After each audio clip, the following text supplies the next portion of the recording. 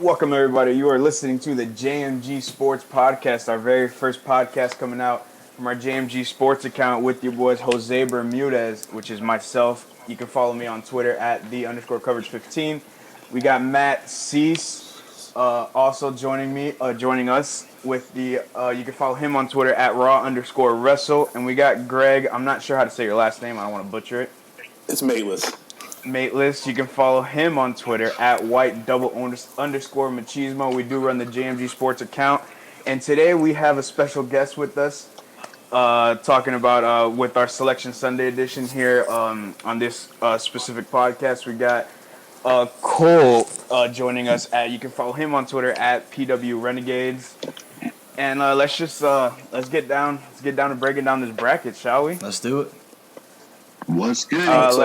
What region here do we want to start with? We'll start up in the top left with the East here. Let's go East. All right, let's go East. The East region, we got of course we got Villanova as the number 1 seed. No surprise there. Yeah, not at all.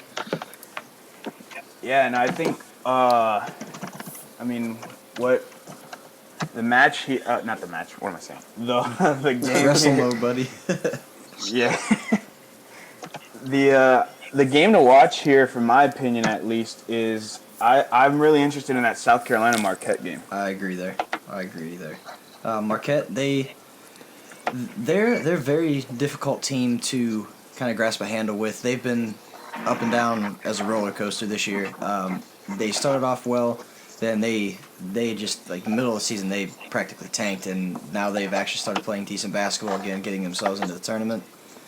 Big East doesn't get enough recognition. I'm not sure if it's the fact that they don't play, if they're playing on Fox, if that kills the ratings or whatever. But, like, if Villanova didn't wake anybody up last year, then people need to start paying attention to this division now and this conference now, because they're legit. Yeah, I agree. It's always that I always like that dynamic of the 7 and 10 seeds. Those games are always good. Absolutely. They're typically some of the more hard-fought battles in the tournament, with the exception of, like, those games that you always end up seeing as the underdog story, like the 13 over the 5 seed, which I'm pretty sure in recent years has become sort of a staple. At least one of those games is going to be an upset in one of the 4 brackets. Yeah. Oh, yeah. So the 5-12s are always upsets, dude. Like, there's always an upset. I meant 5-12. I'm sorry. Yeah, like, I didn't mean 13. I meant 5. Another game to watch out in this side of the bracket is actually from a playing game with Providence and USC, and the winner of that game will go on to play SMU. Very intriguing to me, at least, because I think if Providence does win that playing game, I think SMU takes them pretty easy. But USC, if they keep momentum going that they carried over from a lot of that game against UCLA, even though they did lose in the Pac-12 tournament, I feel like with as good as they've been playing basketball this year, and with a head coach like Andy Enfield, like, they've got a great nucleus on that team. They score the ball well, they play really good defense, and when you've got that kind of coaching around you, there's no telling what they could do. And if they end up winning that playing game, I think they give SMU a run for their money. I think they beat them. So it'll be really interesting to see what goes on there. USC's key is hitting their threes. Yeah. That's what they're known for. If that team catches fire, they are very scary. And another key is Benny Boatwright needs to be healthy for them to go far in this tournament. Absolutely. If they get everybody back healthy, like they've done earlier in the year when they beat UCLA in the regular season, when healthy, that is at least in my opinion, that is a possible top 6-7 seed in this tournament. But with them battling through injuries, and just to be here now, I think is an accomplishment of their own, and, like, a testament of toughness to them. I could see them as a dark horse Sweet 16 team, especially if they were to get matched up with the winner of the Baylor-New Mexico State game, which would likely be Baylor. I could see them pulling off that upset too. So who's telling what's in store there? Because Andy Enfield still got that bottled up luck and magic from Florida Gulf Coast when he took them to the Sweet 16 a couple years ago. So who knows what's going to happen there? A USC. Yeah, and Go ahead. No, go ahead, because I was going to change the subject. Go ahead. I was saying a USC Duke, what would be Sweet 16 matchup. Yeah. I think that would be a very good game. Like that would get the world talking Talk as one about of the best games. Talk about a high-scoring game. Yeah. That game would be won at the 3-point line because those are two teams that shoot the three and live or die by it. So, and speaking of Duke, they're coming into this tournament possibly as hot as anybody else after ending the regular season as cold as anybody else. My question to you guys is, what Duke team shows up in this tournament? Do we get the Duke team where Grayson Allen decides to show up, or do we get the Duke team where Grayson Allen's hissy fits get in the way and he's putting up 5 points and shooting 3 for 12? I think we get the Duke team where Grayson Allen shows up to play, like the year that they won it all, and Grayson Allen is what makes or breaks the Duke team. I agree wholeheartedly there. He if he comes to play, he comes to play as a leader, and he comes to play like as he should, as the leader that he should be on that team. That team is scary to beat because they're all gonna follow his act. He's the hustle. He's the guy that's gonna dive for the ball. He's gonna dive for those 50-50 balls and win a lot of them. And he gets your team pumped up, and adrenaline is huge, as we all know in March Madness. Absolutely. You get on a run in March in a game specifically. You go on a run of like a little 7-0 run. If it's not managed well by the other team, or you just continue to stay hot, that 7-0 run could go into something like a 15-0 run, a 17-2 run. Especially with a team like Duke, who push the ball. They just the other night against North Carolina, in about 1:40, they went on an 8-0 run, ended up winning that game by 10. The other night against Notre Dame in the ACC championship game, they did the same stuff after blowing the lead. So, and against Louisville, they were down 12 and came back with about 4.5 minutes left. So it just depends what Duke team shows up. And the one nice thing about Grayson Allen is he's been catching so much of the headlines. I feel like it's kind of taken pressure off the two other stars that are just now starting to get talked about and get recognition nationally, in Luke Kennard and then Jason Tatum, who I think is possibly the best player in college basketball. Luke Kennard is so good to me. Tatum's definitely a future top 3 pick in this year's draft, but he's fantastic. I mean, he's definitely emerged this year out of the spotlight of Grayson Allen and all of his shenanigans. I agree wholeheartedly. But going back to what Jose said. Oh, sorry. What were you gonna say? No, I was gonna say let's pick one an upset coming out of this East region. But you can go ahead and just finish off what you're gonna say, because I was just gonna say, go back to what you said. Like, hustle is very important in the tournament. It gets you far. Just look at VCU when Shaka Smart was their head coach. Absolutely. And they got so far into the tournament that year. They were just a team of scrappers and hustlers, and they just went far based on heart and not necessarily over the top ability, but just a lot of smart basketball. Especially with it happened with FGCU too, and heart gets you to, like, I would say, the Sweet 16, but after that it's just you need the talent at that point. Yeah, you need the talent. You need to have you need to be a well coached. You need to be a well oiled machine. You gotta be clicking everywhere. Well, and the thing with teams like that is, especially that Florida Gulf Coast team and the VCU team and even Wichita State when they made their run, the one thing that all of those teams have in common that I see maybe one or two teams in this year's tournament that they have is senior leadership. Especially when you have so many freshmen coming into the game, dominating the game, Lonzo Balls, guys like that, Malik Monks. When you've got freshmen coming in and just taking over, they'll grab the headlines.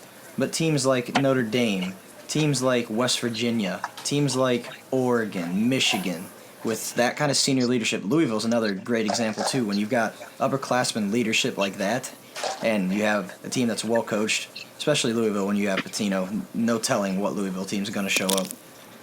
They can go for runs in the tournament. It doesn't matter if you're a 1 seed or you're a 12 seed. If you have that kind of chemistry as a team and that mental toughness and that leadership, you could go all the way. Or if you're Michigan and you're plane crashing. Yeah, hey, whatever it takes. Whatever it takes. Yeah, whatever works. But let's. I think my biggest upset coming out of this East is I do think Eastern Tennessee take upsets for it. Ooh, that's a good pick right there. I have to Florida doesn't. agree on that one. The thing about Florida is they've probably been one of the more consistent teams in this tournament. They don't really get blown out. You will see them fighting in every game. They don't have one guy that they rely on. And that's probably the best part about Florida is, especially if one guy were to not show up, that's not a big deal for them because they have 3, 4, 5 other guys who can actually step up. So I could see that.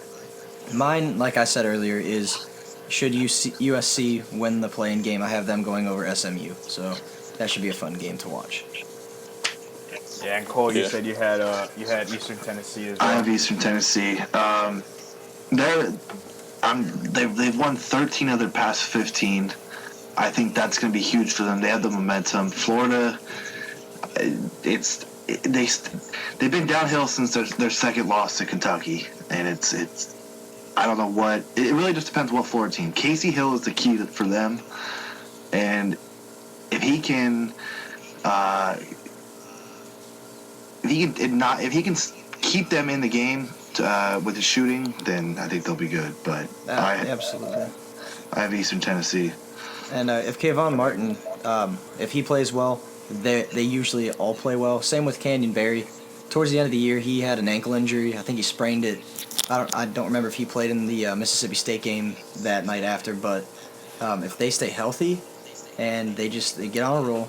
I know they just lost to Vanderbilt. I do believe it was Vanderbilt in the SEC tournament. Yes. They have to avoid. They basically just need to wipe everything to a clean slate and just basically start with a new mindset that this is March. This is a new season basically, and just start over from the top because the days of Billy Donovan and those teams are over. This is a far, far different Florida team than everybody's used to. Saw it in the years past with Wilbekin and those teams when they were a 1 seed and they did pretty decent. But even this team is just so much different. You don't see anybody dominate. You don't see any sort of actually you see a ton of cohesiveness. Excuse me.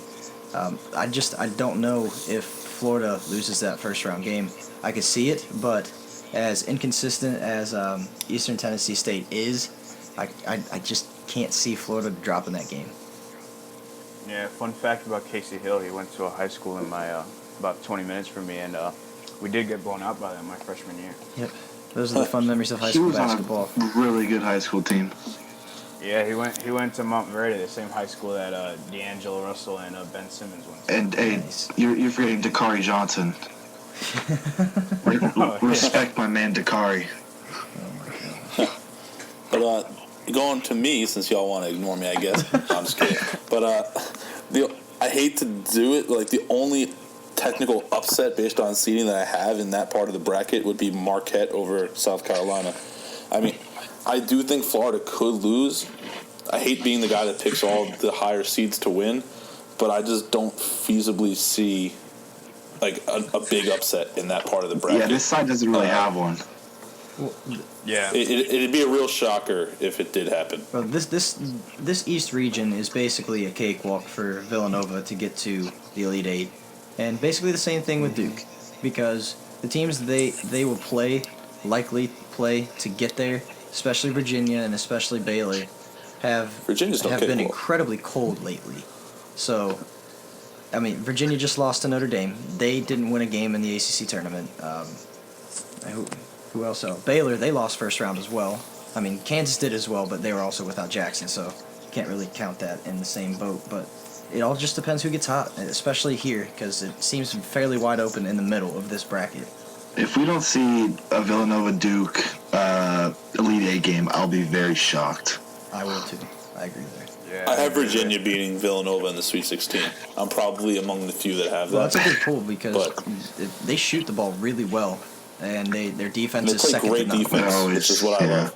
I'm a big proponent of defense. Even back in my playing days, I was defense baby. first. Oh yeah. That's why I've always been like a small fan of Virginia, just for the fact that they play tough defense, and that's why I've always liked them. I respect teams that play tough defense because you don't see it enough anymore. It's all the focus on the flashy plays. Yep. Like, not to take off of Lonzo Ball, but he makes a lot of flashy passes, and he kind of takes away some of I guess, attention from what overall matters in the game. That's defense and smart play. Absolutely, gotcha. But Yeah, I mean, if you look at every championship team has they have that defense, that pesky, annoying defense that you just can't get by. Well, look at the 83 NC State team. They played incredible defense because their biggest knot going into the tournament was the fact that they couldn't shoot. They couldn't make anything. Basically, their offense was not a well-oiled machine. But their defense, I think the most points they gave up in that tournament was, I think it was 75 in overtime. And outside of that, I don't think they gave up anything more than 60. And I get that's a whole other era, but they ended up winning the national title, so it had to be pretty important for them to key in a win, especially over a team with Drexler and Olajuwon. And another team that won with a lot of help from defense, despite the fact that their offense was ridiculous, is the year Anthony Davis and the Kentucky Wildcats won it all. Their defense was unreal. Gilchrist was incredible. Like you couldn't score outside because of Gilchrist and his ability to move inside and outside as a defender. And if you tried to get a layup around Anthony Davis, good luck with that. They had Davis, they had Gilchrist, and they had Terrence Jones, who were all just freakishly that front big. court was ridiculous. That whole Kentucky team was just unfair. That might be one of the best recruiting classes ever. Oh, easily. Might be the best ever. Yeah, you could make that argument. I mean, and another team that won with all defense was the year that Kemba won the national title at UConn. I think UConn rode that. Wasn't that They rode that who momentum. did they play in the national title game? Was it Butler? It was Butler, I'm And pretty they sure. had- It was the year after Butler went to the national title game. That's right. Too. I think they repeated, and also because did they have Hasheem to beat at center that year I too? think they did. Yeah, I think that was Gordon. That guy fell off. Yeah. Oh my goodness, a shame to beat. Oh. He was good in college for UConn, then he just got to the NBA and couldn't get out of the D League. Sounds about right with him. I mean, but I think that title game that year, Butler didn't have 20 points at halftime. I mean, UConn barely scored at all. But if you're not giving up that many points, if I could get two points out of my team, but the other team scoring one, you're winning the game. So the importance of defense, I don't feel like is emphasized enough. And that's why Virginia is probably the most dangerous non-top 2 or 3 seed in this entire thing. That's why I have them going to the Final Four. Defense is getting them there. Absolutely. Defense and perimeter shooting, which they've always been strong for. Moving down here along the bracket, we can move on here to the West region, which we have Gonzaga at the number 1 seed. Do not sleep on Gonzaga. Are they really a sleeper? They're the 1 seed. They are. Yeah. It's hard to be a sleeper as a Just one have to seed. throw that one out there. Yeah, They're but bad if history in any tournaments. team is a sleeper as a 1 seed, it's Gonzaga because they get nothing They're but historically awful. they get nothing but shit on because of their past, and their conference is terrible. So it's them and St. Mary's, and then Sisters of the Poor playing in the other side of the conference. It's a very top-heavy conference, but the fact of the matter is they have great wins over really good teams. They've beaten Florida, they've beaten Arizona, obviously without Trier, but that's Trier's fault, not Arizona's. And they've beaten St. Mary's 3 times. St. Mary's is a legitimate team, and they're a team that's at the bottom of this bracket as a 7 seed. The thing about Gonzaga is their efficiency on offense is tops in the nation. Their efficiency on defense is top 10. They run two 7-footers at you, one being Karnowski, and Karnowski is just an eater down the low block. He gets the ball on the right block, that baby left hook is unstoppable. You basically have to be Louisville to beat that team, and Louisville's on the complete other side of the bracket. So size-wise, nobody matches up with them in this side of the bracket. Gonzaga's good until they run into a team like Notre Dame or West Virginia, and I agree with they that. just obliterate them. West Virginia will be an interesting matchup with Gonzaga should they get to the Sweet 16, because everybody knows it's basically press Virginia there. It's 94 feet, constant pressure. I don't know how Gonzaga would be able to handle that. I don't know if they would kind of crack under the pressure, or would Williams Goss be able to step up and be that All-American that he's been built up to be this year, because he's an amazing player, but I don't think he's ever played a defense quite like that, so it'd be really interesting to see there. No, they play San Francisco.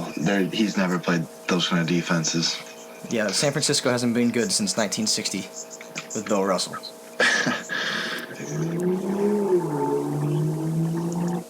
was that? What was that? Is a fast lane going on in your house? Jeez. Oh, someone gargling water. What the hell was that? Yeah, with my on the West region here, I think yeah, I mean, yeah, you basically covered it all, especially with Gonzaga. But my sleeper here on this side is FGCU. Yeah, that first round upset agained Florida Yeah. State. Yes. I do think they beat Florida State. Florida State They is the might streakiest team in even- the nation. Yeah, I might even pull an upset and get to the Sweet 16, but I just don't. I don't see them beating either Maryland or Xavier. Yeah, I wholeheartedly agree with that. Team to watch for me is Arizona. I think they are the best team in this quadrant of the bracket. With Markkanen inside, he stretches the floor. He shoots over. I think he's shooting over 40% from three. Inside, he's a force. I mean, who's going to guard a 7-footer, especially in the college game? A lot of people are too small and not athletic enough to keep up with him. So right there is already a disadvantage. And them getting Trier back now and seeing Trier finally start to develop into what he was supposed to be at the beginning of the year before he was suspended, they're a well-oiled machine, and I can't see them losing. Yeah, they've caught fire at the right time. That Absolutely. if it comes down to Gonzaga Arizona the rematch, that's going to be a good game to watch. I wholeheartedly agree. And I mean, the Pac-12 tournament that they won, that's no easy feat right there. I mean, they went through both Oregon and UCLA to win that entire thing. So they're as hot as any team right now. They were overshadowed. Anybody in that conference was overshadowed by UCLA. Absolutely. Well, they've been the talk of college basketball, really. Yep.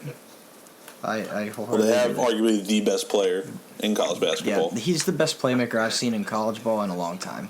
Who, TJ Leaf? No, Yeah. Lonzo Ball, playmaker. Without Lonzo, I don't know if. Bryce Alford? That's the real difficult thing with Lonzo, and we'll touch on it when we get to the South. Is would this team be? Would Leaf be as good as he is? Would Alford be as good as he is this year if he's not running point guard? Probably not, because playmakers make everyone around them Exactly. And seeing on this side of the bracket, as we hinted at earlier with the senior leadership, Notre Dame, I think that is a team to watch out for in the West. better. Yeah, and their coach, Mike Bray, said it best. They're the only team in this bracket to make back-to-back Elite Eights. I think they're the most experienced and seasoned team in this entire thing. Their senior leadership, and like you said, their experience is a huge deal here. I mean, yeah, the back-to-back Elite Eights, they play tough in general. They're just known for playing tough. And honestly, I could see them beating Gonzaga in the Sweet 16. I could as well. Matt Farrell, he's basically the heart and soul of that team. Came along late last year in the tournament, and now he's really emerged as a solid point guard for this team. He makes everything happen. He is a great facilitator, great defender, and a great leader in general. And when you've got a Wooden Watch finalist like Bonzi Colson inside, which is crazy to think a 6'5" center is arguably the best center in all of college basketball, but It's ridiculous. he doesn't. Every time you look at Bonzi Colson, you look at the guy guarding him, you think he's at a disadvantage because he's outsized by at least 4 or 5 inches every night. And you look at the box score of that game, and you're like, damn, this dude's got 19 and 12. This dude's got 25 and 13. He's got 19 and 10. He's got 33 and 13 like he did against Florida State when they really started catching fire. The he's an animal, and I think he will open It's like eyes. vintage David Lee. Yes, that's a great comparison. That is a great comparison. Not even as a joke. Like David Lee, when he first came through with the Knicks, they had him play center. He was only like 6'8", 6'9", and the guy would play phenomenal defense, and he was a great rebounder. So I mean, that's who I would And compare David him Lee to. stretched the floor as well because Bonzi can shoot. Yeah, he can always step out, hit a long two. Not really so much a three-point shooter, but he hit those mid-range shots with pretty much a decent percentage. But also, something to note here in that first-round Notre Dame game is Princeton's no slouch. I mean, they've won 19 straight coming into this. Yeah, I think if we knock Gonzaga for who's in their conference, I think we have to shoot down Princeton as well, like that, because they're in the Ivy League, and the top competition in the Ivy League they just destroyed in the conference title game. 19 straight is still 19 straight. True, that is a ton of momentum going forward. I can agree with that. It's no different than someone in the Big East winning 19 straight. That conference has gone downhill. But I mean, that's essentially what UConn did. Not to that extent, but they just rode the momentum in a weaker division, won it, and then won the whole freaking thing in what 2011 it was. Yeah. So I mean, it's a game of momentum, and if you have the streak going for you and you have momentum on your side, anything can really happen. Yeah, worth the undertaking. But even against that momentum, I still think Notre Dame pulls off the win in that game. It'll probably be a close game, but I think Notre Dame's going to end up winning that one. Notre Dame, West Virginia is a very interesting dynamic, and I touched on it like before we got on here. West Virginia fouls more than any other team in the country, and Notre Dame is the best free throw shooting team in the country. As they shoot over 80% as a team. That dynamic of them getting to the free throw line possibly that much in that game, should they play West Virginia and should they get by Princeton as well, I think that could be what kills West Virginia eventually, is them not being able to be disciplined. Like, their defense, as good as it is, and they lead the nation in steals per game, but they're very undisciplined when it gets back into a half-court set. They make their best plays. They thrive on chaos. When you have guys as experienced as a team like Notre Dame, I don't think you get that. So how West Virginia handles themselves in that game will probably determine who goes to the Sweet 16. Fair enough. But I mean, think whoever I had scores more Bucknell points. pulling off the upset there. Oh wow. That's just me, though. Ooh, Bucknell. Yeah, I could see that. I could see, like what you mentioned, I could see West Virginia's inept ability to foul hurting them in that game. Yeah. And allowing Bucknell to kind of close the gap late and maybe pull off some kind of upset. I agree with that. I don't know. That'd probably be my highlight upset in that region. Absolutely, for sure. No South Dakota State beating I don't know about you Gonzaga? guys. What? I would never say sure. never. Yeah, it's going to happen eventually. Could be this year. If there was a 116 seed that was going to beat a 1 seed, it'd be that game out of this Yeah, I bracket. could But see I don't that. see it happening. It's gonna be another year at least until we see that happen. Wholeheartedly agree. Yeah, and yeah, I kind of lost there in that, to be honest. All right, I mean, so what would you guys say would be your upset in that part of the bracket, in the West part? GCU's beating FSU. That's mine. I really don't have any in this region with the West. Like, I think the closest thing I have to it is a 9 seed being an 8 seed with Vandy going over Northwestern.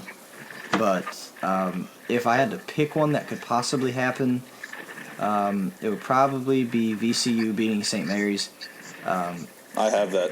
VCU is always a tough, disciplined team. While Shaka Smart's not there anymore, they still play a very fundamental basketball. They're still a really solid team. I could see it happening because it all depends. St. Mary's is a bunch of white dudes who can shoot. So if they're cold, anything can happen. You can't rely on the three. Exactly. It's going to kill you in the tournament. Historically, teams who rely on just shooting never gets them very far. Absolutely. No matter how good you are during the regular season, shooting-wise, all it takes is one bad game and boom, you're out. Absolutely. All right. And everyone's due to have a bad game. Absolutely. It happens to everybody. That's why defense is key. Yes, that is exactly why Defense. defense is key. Defense wins championships. Amen. Defense is never off. Can we talk about how What you have? Northwestern is in the tournament for the first time in 800 years? This is the first time I'll ever. let you speak on that, Cole. What would you like to speak on that about, Cole? I just want to say to my good friend Mike Greenberg, this is for you. That's all I'm going to say. All right. Getting deep. Northwestern is...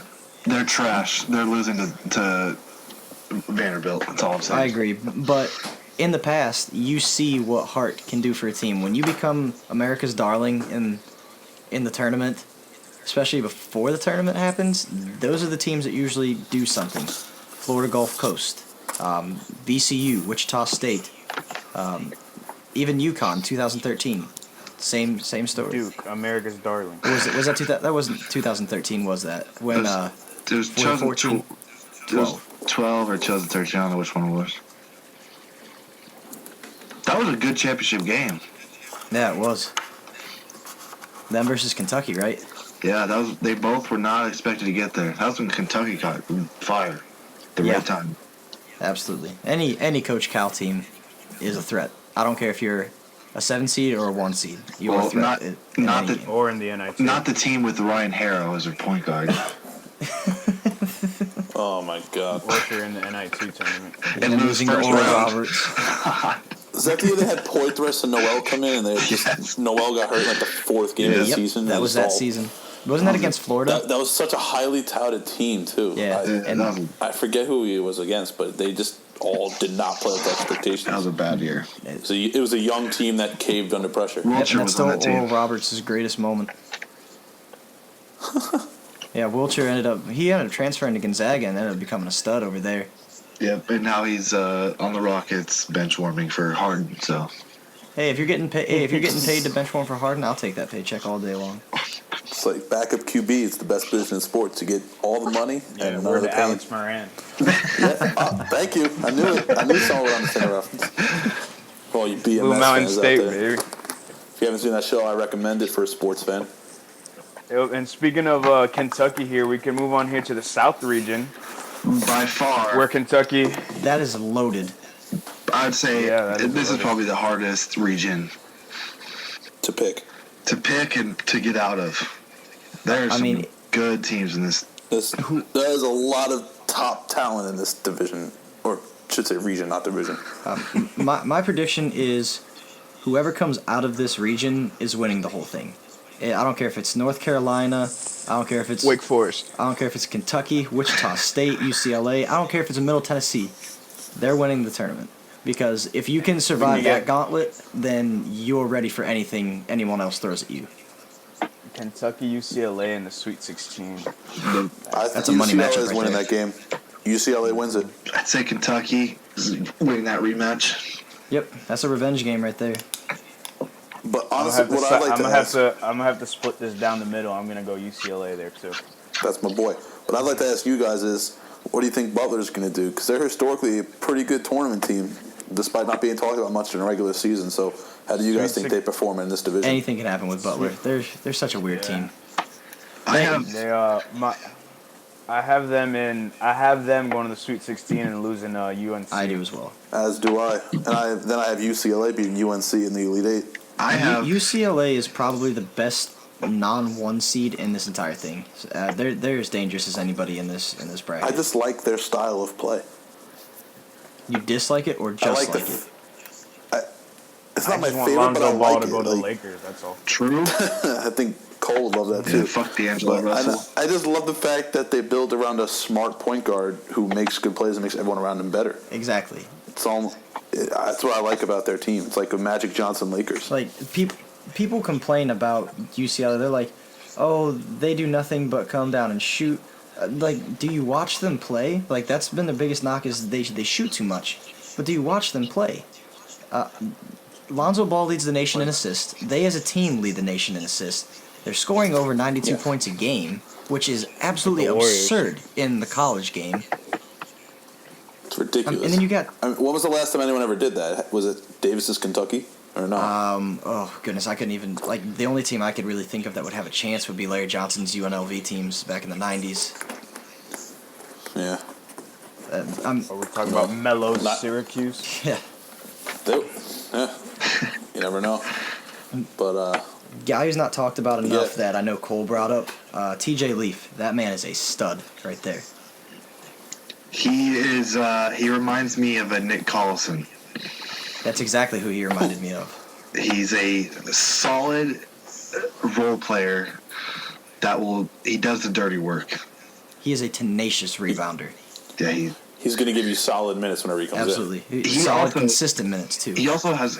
He has good vision for his size. He's 6'10", and he's probably one of the better passing big men in all of the country. I would say Karnowski's probably the best passing big man in the game right now in college, but he's not far behind. Yeah, he's also a future Laker, so I like him a lot. How many draft you picks think you they're guys gonna just bring got? him in? We're getting Ball and TJ first round. We're just gonna get the whole UCLA team. Yep. Nah, Get all the balls. If we got Alfred sucking. Why don't we just take the UCLA team and push it to the Lakers? It couldn't hurt. You know? It couldn't hurt. Yeah, them. why not? Well, they're better than D'Angelo Russell, so that's all I can say. Well, shots fired. I don't think he gets enough of his due, but that's not what we're talking about here. That's for a different day. Yeah, we'll discuss that at a later date. Yeah. But I want yeah. to talk about this Seton Hall team. I think they're a sleeper in this team. Delgado is a beast. That man Yep. is a freak. Just the other night, I think he put up it was 26 or 36 and 20. Like that is absolutely insane. Yeah, that dude's a monster. They're consistently at the Yeah. top, well, near the top of the Big East, and people will be like, "Yeah, the Big East is kind of falling off," but they're well represented in this tournament. But honestly, what do you guys think would be your upset, if any, in this division? Middle Tennessee beating Minnesota. Yep. I'd probably say the same. I got Middle Tennessee going to the Sweet 16. Let me tell you that. Really? I have them beating Butler. Yeah, they're beating Butler. Ooh, I could see that. Another one that I think would be a really good shout. Should Wake Forest beat Kansas State? Wake Forest has played Duke, North Carolina, Virginia, and Louisville all within 4 points this year.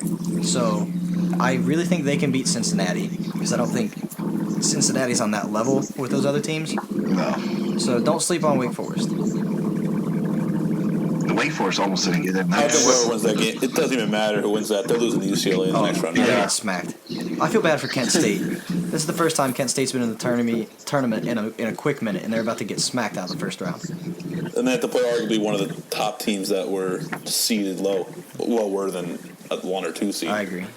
But that's just the short end of the stick you get. You know who's a sleeper team in this region is Wichita State. Yep, they are every year.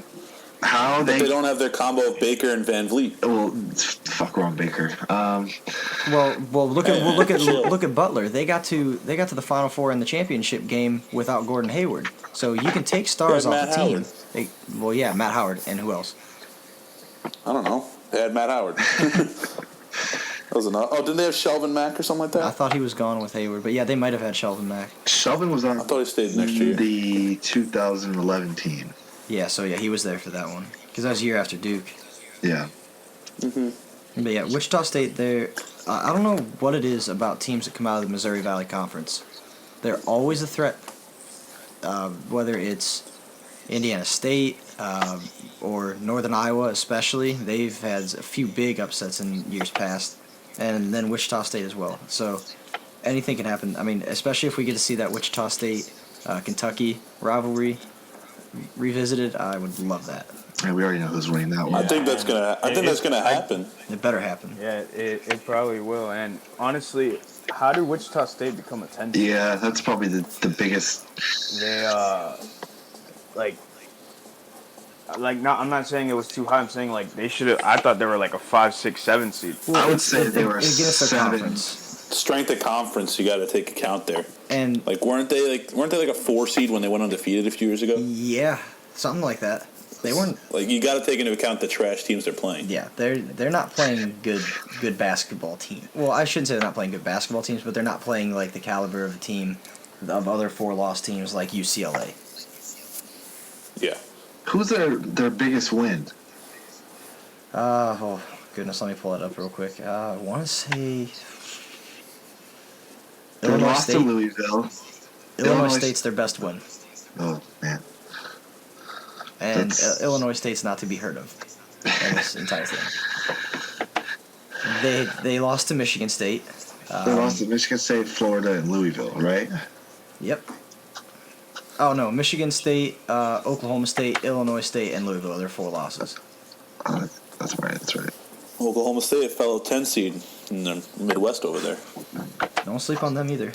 They've been trashed since Marcus Smart left. Yeah. Ever since Marcus Smart pushed that fan at Texas Tech, it's been downhill from there. I don't blame him for that. By the way. Neither do I. You don't ever say a word like that to an athlete, let alone a human. What did you say again? I forget that. Yeah, if you guys I'm fill me not in gonna over. I'm not gonna repeat it. Oh, I guess I can infer what that was then from there. All right, so a quick question. Do you guys think North Carolina can run the gauntlet, get back to the title game, and possibly win? Do I think they can? Yes. Do I think they will? No. I think that's the best way to put it. 'Cause I tell you what, they got the short end of the stick when it comes to teams they would have to go through to get there. I do think. I got. Yeah, they got it. They're on the.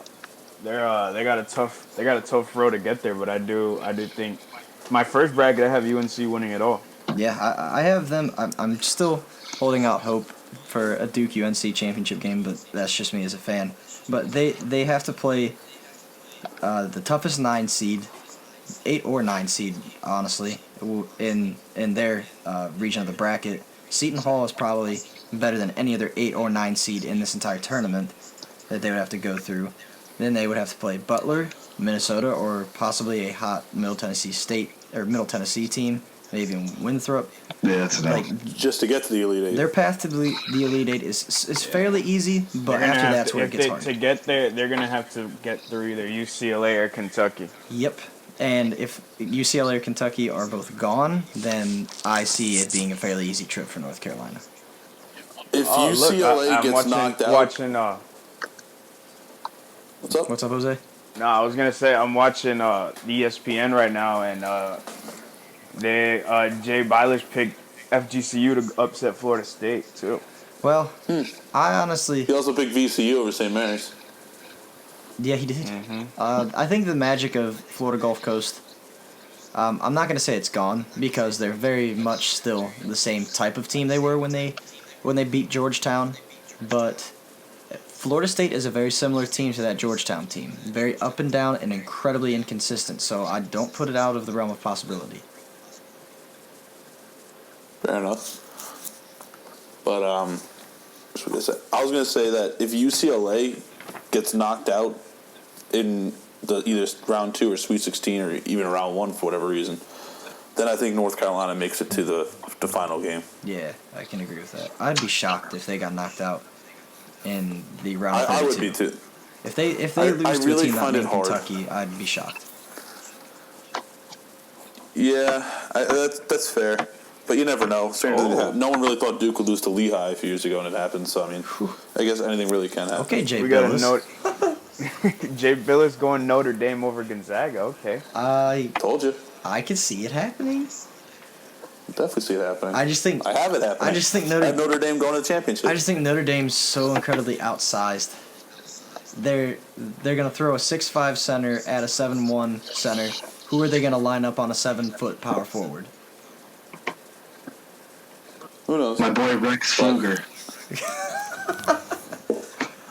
But that also means that they can outrun them too in transition, where that could be a key factor in the That's game. very true. Very true. All right, so moving on to the Midwest, the final region of the bracket. 1 seed being Kansas, who, if history is any indicator, is not winning the NCAA championship. And why?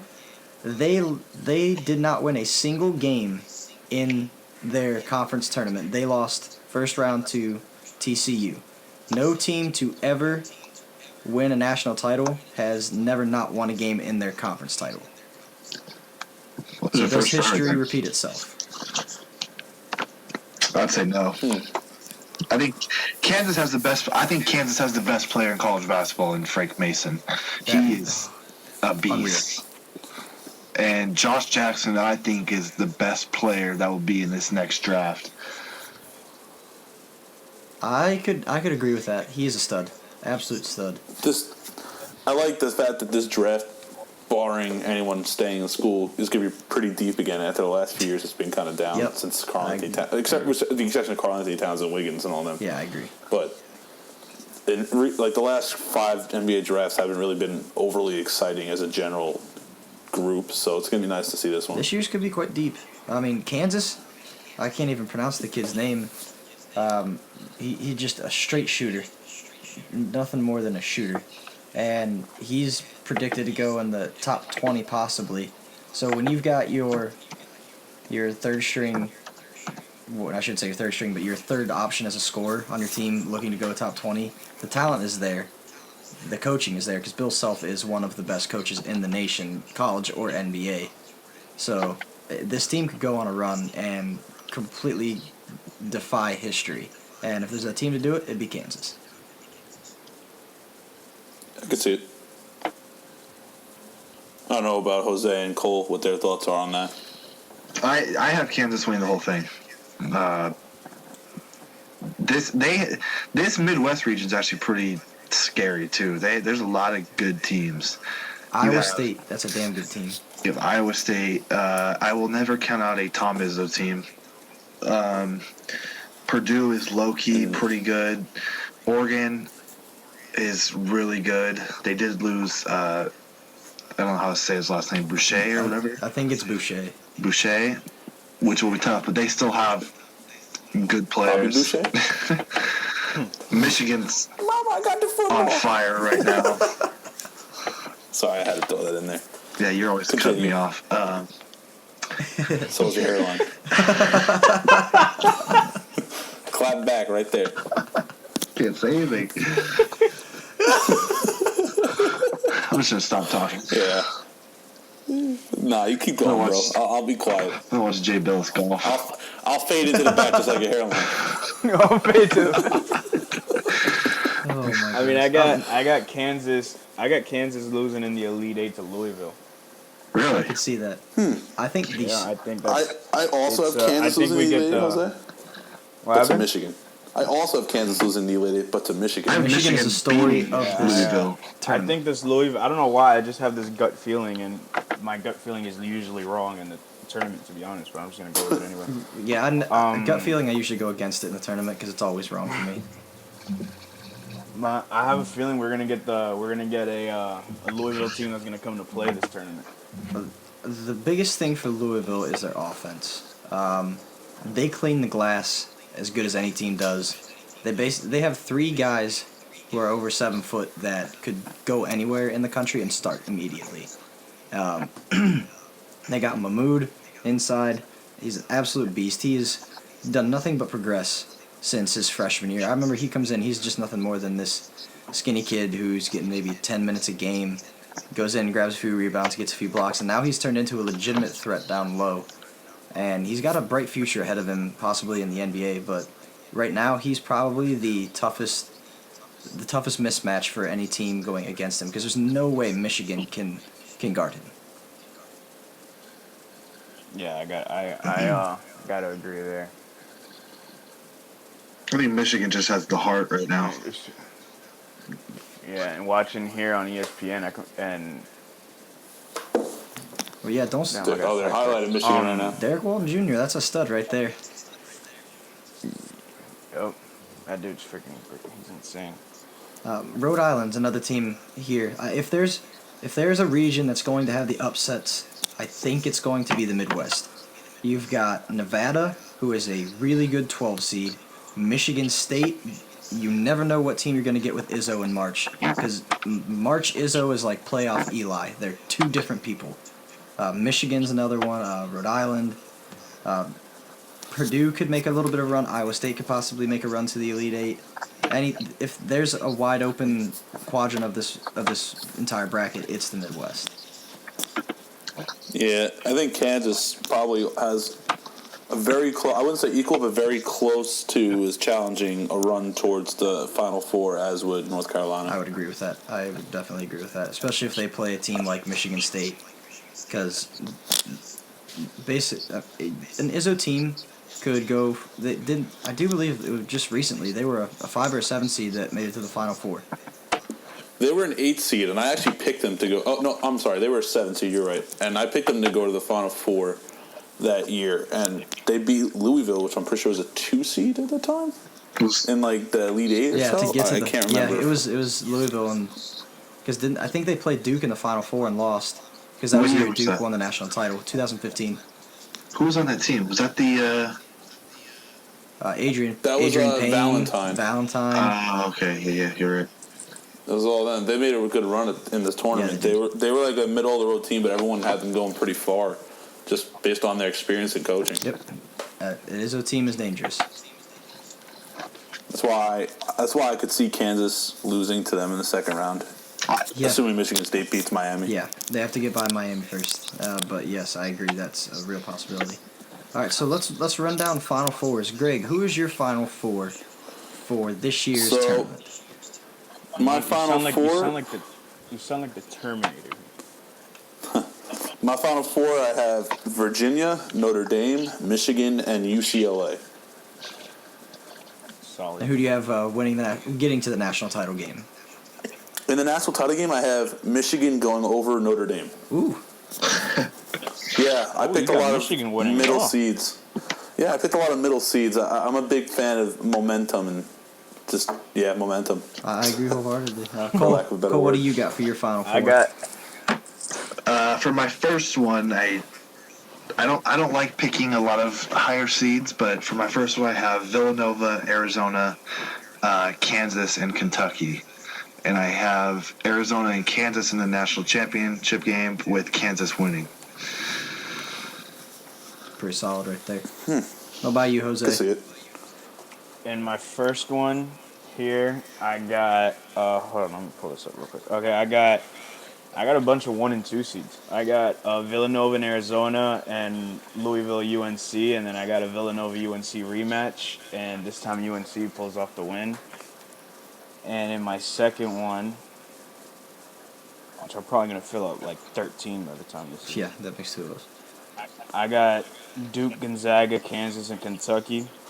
Got Gonzaga, Kansas in the final, and I got Kansas winning that one. Solid. For my Final Four on the lone bracket I filled out thus far, I have Duke and Arizona in the left side and Kansas against North Carolina on the right side. I'm praying it happens this year because I think it'd be the absolute coolest thing in college basketball.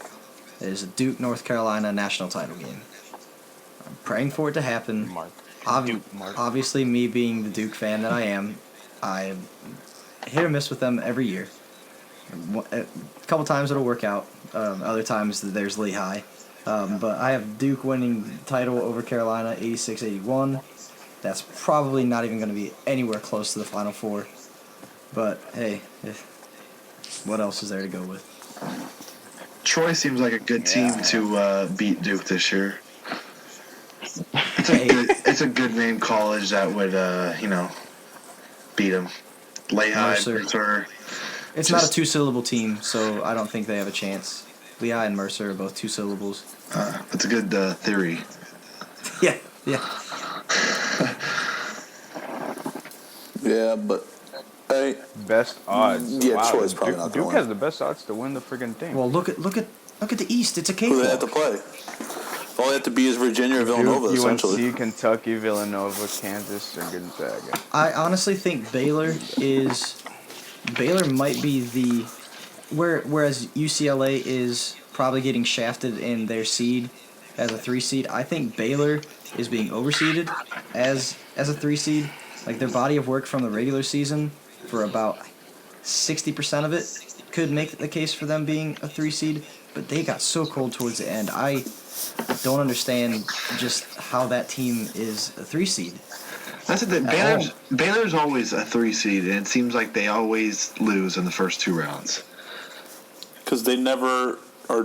They don't. I feel like there's always something missing from their teams. They don't have like the it factor where Bobby Roode to like go through the entire tournament. The last good team was when they played Kentucky in the Elite Eight when they had Isaiah Austin. Dick Vitale literally has 1 and 2 on his Elite 8 around the whole fucking world. That's hilarious. Well, like okay, a bomb. I can't see Louisville ever getting that far. I don't either. Not a chance. Not a chance. Duke, Gonzaga, that'd be interesting. Louisville, North Carolina. I Yeah. think Patino's going to crack under pressure somewhere along the lines there. Well, which Patino? Gonzaga, Because his North son's at Carolina. Minnesota. That's Do his they both champion. crack under pressure? Both. Yeah, Minnesota's I don't know how I losing feel about that. first round. Louisville is probably the only 2 seed that I could see losing first round. Jacksonville State, I want to say it's their first time in the tournament, so they're coming in, chip on their shoulder, looking to play as best they can, throw everything at Louisville. Because what do they have to lose? And that's basically Another upset in that region. Oh, sorry. I thought you were done. what's up. My Wait, bad. what's Keep up? What's going. up with that region? No. Keep going. I'll say it after. Oh no, I thought you were that done. was pretty much finished with Jacksonville State. So what's up? I was going to say, another upset I could see happening in that region would be Iona over Oregon. Yes, because Iona has solid post presence where Oregon's now missing Boucher, and that's their leading shot blocker in the Pac-12. And Iona, I'm pretty sure they just won their conference tournament. Yeah, they did. They've been pretty hot this season. I got a buddy over there, and he's kind of chronicled their season for me on Snapchat. Seems like they're winning an awful amount. So, I mean, I really wouldn't be shocked if they beat Oregon in the first round. Matt, I know you're gonna like. I know you like the Jay Williams championship match. Well, there. you want to know what myself and Jay Williams have in Or common? championship game. You both got in a motorcycle accident? No, I have not gotten a motorcycle accident. Jay Williams went to Duke, so right there's your incredibly biased pick. Kansas, Yeah. UCLA, Duke, Arizona. But also, if you go to Duke and you don't pick Duke, isn't that kind of like Arizona, a shame on you? UCLA. Yep. That'd be a good 100%. championship. I'd be for an Arizona UCLA championship. Yeah, that would be That'd be a awesome. fun That'd game. be awesome. Pac-12 all over again. They play each other tight every single game. So here's my question to you guys. If you had to pick one double-digit seed in this entire thing to make a run to the Elite Eight or Final Four, who is it? Double-digit seed? Double-digit seed. That's a good question. I'm saying middle This is Tennessee, I want to say. I don't know who else would. Marquette. I'm saying Marquette. Yeah. Marquette. They'd beat. I can see them beating Marquette, Duke or in that round two. if USC wins their playing game, I can see them making a run. Let me say this. My bold prediction here: if Marquette, let's assume Marquette goes to round two and Duke also goes to round two. If Marquette wins that game, Marquette's going to the Elite Eight, no problem. I could see that. The thing is, I feel like we're probably being a little too harsh on Baylor, but Baylor over the last month has I have done SMU nothing to beating impress Baylor. me. I have SMU beating Baylor, and I could see Marquette beating SMU in the Sweet 16. A team that goes a hot team, like that's why the mid-major schools are so dangerous, is because 9 times out of 10 those mid-major schools are the schools that if you don't win, you don't get in the tournament. So you have to get hot. You have to play well as a team. You have to rally around each other because your only hope to getting in the tournament is the guy standing right next to you on your team. Like Iona is a great shout for that because it's exactly what they are. Yeah. So Louisville, UNC. That's what I got, baby. Oh, that's my freaking Final Four right there.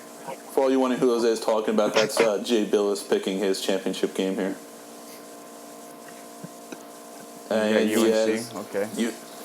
UNC versus Oh, Duke. who's got UNC Duke? Okay. Oh, Hey. Matt's like Also- Matt's creaming his jeans right now. Also, another again, Dookie. he's another Dookie. You see the common thread. The Dukies are going wild. Yeah, you can't go against Duke if you're a Duker, I guess. Oh, I promise But, you, they're ride or die. He's probably So gonna is go there anything Carolina. else you guys would like to throw in here?